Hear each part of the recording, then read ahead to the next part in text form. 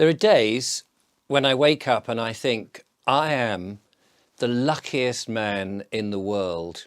And the reason I say that is because I just love this country, England, where I live. I've been here for 59 years and I love it. It's a country that I'm immensely proud of. It's a country that's in my heart and in my souls. And my channel is about England principally, and the earlier part of my channel where I'm exploring in the part of England that I live, and my aim is to go all around England and explore more of it, particularly the history and the customs. But when I say I'm proud of my country, I also, and I don't want to be exclusive, but I also include people in Scotland, in Northern Ireland, in Wales, this whole, even Southern Ireland, why not?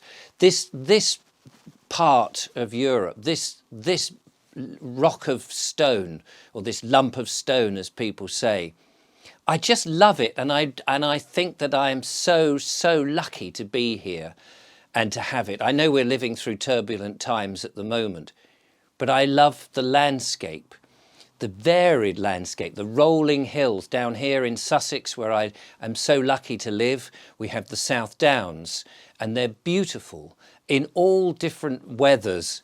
It is just astonishing. I love the mountainous regions of this land, the rugged rocks. I love the moors and the heaths and the bogs. The ever-changing coastline that we have, from shingle, where we have down here, to some of the sandy beaches, to some of the white cliffs or the granite cliffs, or the rugged changing cliffs where there are lumps that have just fallen into the sea and the sea washes over it. I love this coastline that makes us well, I was going to say an impenetrable force, but of course we've seen in recent times people can just get over in their rubber dinghies and just come and nobody stops them. But that's, for the moment, that's another thing. I love the variety that you can travel in 5 miles from where I am on the coast. You can go through rolling hills, you can go through ancient woodland, you can go past castles, and you can go past timber-framed houses and different periods of architecture. And I love the architecture of this land. We have such a huge historic load of architecture in which the geology, as you travel about, plays such an important part, so that you have areas of timber-framed houses that date back to the Elizabethan period. We have stone houses, such as down in the Cotswolds in the west, brick that was invented, and you know, we think of brick as being just something from the Victorian era because of the transport on trains, and we could shift it around. But people were making in Queen Anne days bricks in the Stuart period and before, using brick from clay, digging out clay, making handmade moulds, handmade bricks.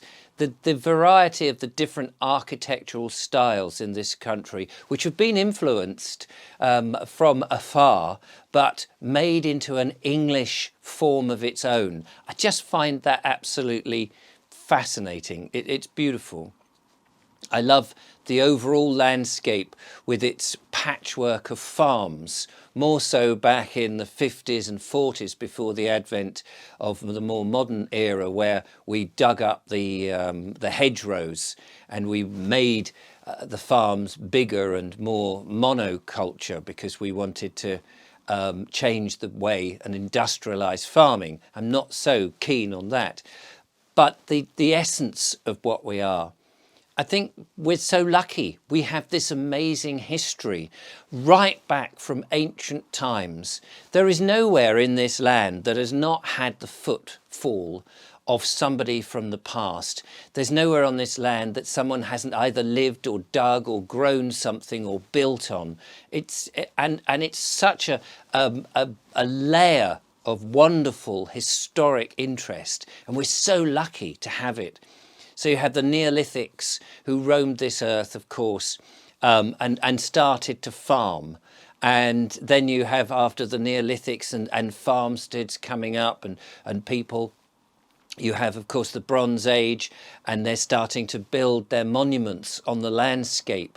We have the Iron Age. We have, you know, the great earthworks and stone movements like Stonehenge and prehistoric histories that we can only marvel at. And we can send our archaeologists down to have a look, and they'll come up with their theories and things, but we can never know exactly what they were doing and how they lived. And we can have an idea, which gives us a sort of romance, and it gives us something to think about and ponder on, and all of that, which I just think is amazing in this wonderful, wonderful country. We then, of course, you get into the Romans and then the Saxons, and you go on to the Norman invasion and the various influences and the changes, but not as dramatic changes as you might think than before. And then, of course, after that, we'll have the Plantagenets and the Tudors and the Stuarts. And we get into the Enlightenment, when people are starting to question everything and make discoveries. We have the Newton and the Robert Hookes and people like that who are coming up with inventions. And we enter this modern period, the Renaissance and things like that. I just love the texture of this land, the fact that we had a navy, we had an empire. I know it's terrible to admit that I am so proud that we did have an empire, that we went out and the stuff that we learned, we shared with people. Now, I know people will argue with me about that, and you're very welcome to disagree. We had a terrific army. We had an air force. An amazing air force that in times of absolute terror and tragedy and desperation, our people got together and saved this country. I just think it's an amazing thing. The writers, the inventors, the poets, the eccentrics, if you like, the industrialists, the law and order that we have from common law. We have in this country, in England, the country that I'm so proud of, so much to feel good about and to hold on to and to save. But it's the people of this country, the people who've been here for generation after generation, that has the soil, the blood, the tears in their DNA, that make up this country, that clubbed together, that cared for it, that nurtured it, that looked after it, that argued for it, that fought for it, that murdered necessarily for it, that held it together in their communities. And despite that Harry and Meghan, who I hate to bring into this, moans that, in the royal family, that there was a hierarchy. The fact that we had a hierarchy, I'm proud of that. I'm proud that we have this history, that we've learnt from things that we've done before. That yes, there was an aristocracy and there were estates, huge estates of land, in which that estate was employing so many people and their families, that the villages were serving the community, that from that we have, as Napoleon said, a nation of shopkeepers and itinerant travellers who were going with their donkeys and selling pots and pans to impoverished families. And I just love this country and all it stands for. And because of that, I'm so pleased that we have left the European Union, that we are potentially getting back onto our own feet. I'm not happy with the government. There's a load of things that they don't like about the country, things that we've done, but I'm proud that we've learnt generally from it. But it seems in these modern times that we're forgetting all the wonderful things that we have, that we're forgetting the people, the roles that people played, how we help one another. We're forgetting our customs, our traditions, our way of life. We're putting large corporations who now are spreading their fingers globally. We're putting elites who are not so invested in this country as a whole in charge. And this is wrong, I think. This is wrong. We need to get back. We don't want to throw the baby out with the bathwater. So many people, younger people, don't have a foot in the old analog way of life, if you like. The England that had an amazing heartbeat. And we've got to get back to that.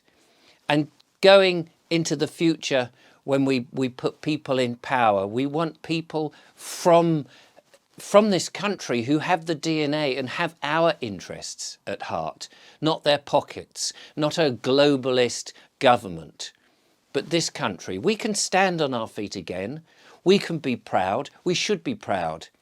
We should be able to fly the flag, and it's not just representing a football team. It's representing us. That's what I think. I think this country is brilliant, and I think that we have such a proud and wonderful nation. We should be proud of it. We should be in love with it, and we should do everything we can to protect it.